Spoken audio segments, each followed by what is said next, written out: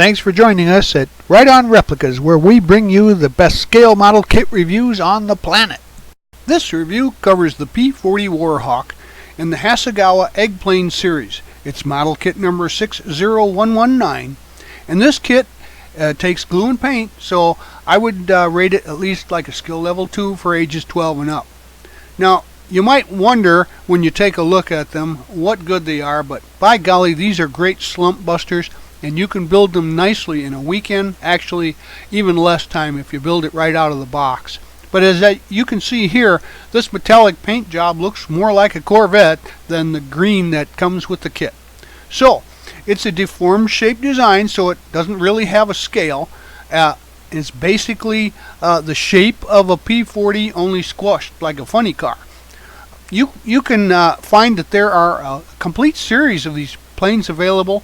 This kit's an older kit, but you can still get them mostly online retailers. It has 24 parts molded in olive drab and clear.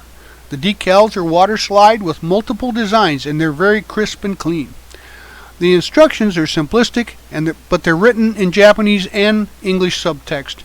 And assembly is simple, and there is just no real way to do this other than to put it together and have some fun. It has the basic elements of a real plane, but it's more like a cartoonish version, kind of a caricature of the real thing.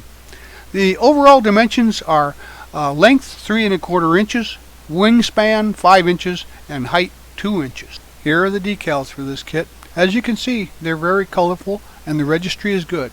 I strongly recommend using some decal setting solution to make it fit those contours.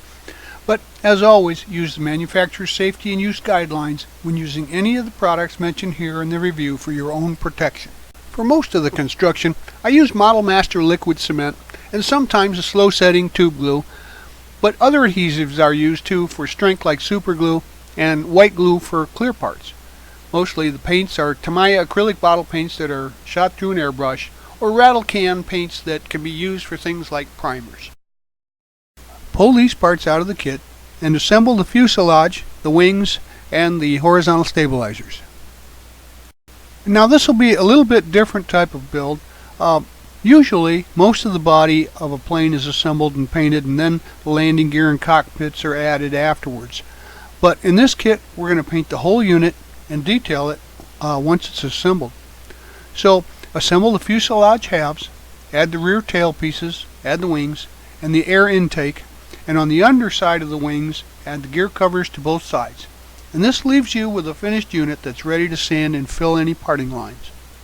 The only thing really to deal with is a parting line that's right down the center of the body, and with some sanding and a quality primer you should hide it well without any filler or body work. It's not a very deep gap. So wet sand the whole plane with some fine sandpaper, and then rinse it and let it dry. Then prime the plane with a good quality primer and let that cure. Now wet sand the primer again and remove any blemishes that are still there, and smooth it overall to prepare for the color coat. Rinse and let dry. I'm going to use an Alclad 2 chrome paint for the final finish, so I needed to give it a whole coverage with a gloss black base coat.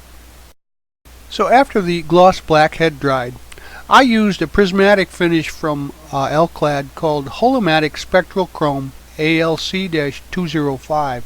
It's a highly visible silver finish, and then when that was completely dry, I added some of the Alclad water-based clear coat. Now you should spray this, if you do, at 12 to 15 psi with an airbrush from 2 to 3 inches, and you're going to make light coats with the paint and then slightly heavier with your finish coat. You'll come out just stunning, and it won't look anything like the dull green that the model came in initially. Then I taped off the top side of the plane, flipped it over, and painted the underside a medium blue for like a neutral camouflage color. You can add some finishing touches like the green that I painted the cockpit window glass, and the machine guns are black. Any of the trim pieces that you want to highlight right now, and then you can add your decals. Use plenty of warm water, and there are some contours, so I would recommend some some setting solution like Microscale Industries setting solutions to make sure that it conforms to contours. After they've dried, you can give your model another clear coat.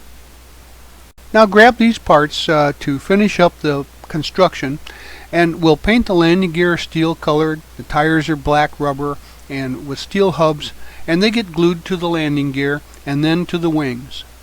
Now glue the prop pin to the prop only through the mounting ring to allow it to spin freely on the plane, and paint this unit flat black with yellow tips on the props. Now the spinner is red, and install the spinner to the prop only so that the prop will still spin. Install that unit into the nose of the plane. I used a silver gel pen here to draw the canopy frame on, and use some white glue to attach the 3 canopy parts to the fuselage. This completes the build.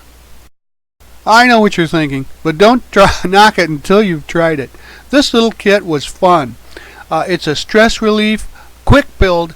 If you're a serious modeler, and if you're just starting out, they're perfect to learn the items of painting and detailing and decaling. Now, they're just plain cool, and building them is simple. It takes very little time, very low parts count. The fit is great, and there was very little in the way of parting lines or flash. Everything fit perfectly, and overall it's quite a unique design. The decals had nice registry, they went on well, and even the curves worked real well with just a little of the solvent. Overall, no complaints, and they're just a hoot. I recommend that you grab a couple of these just to keep them on hand and put them together whenever you need a break. We hope you like this premium quality step-by-step review, and so that you don't miss any more, please subscribe to our YouTube channel. But you can find us on Facebook and also at our website, www.rightonreplicas.com. Thanks!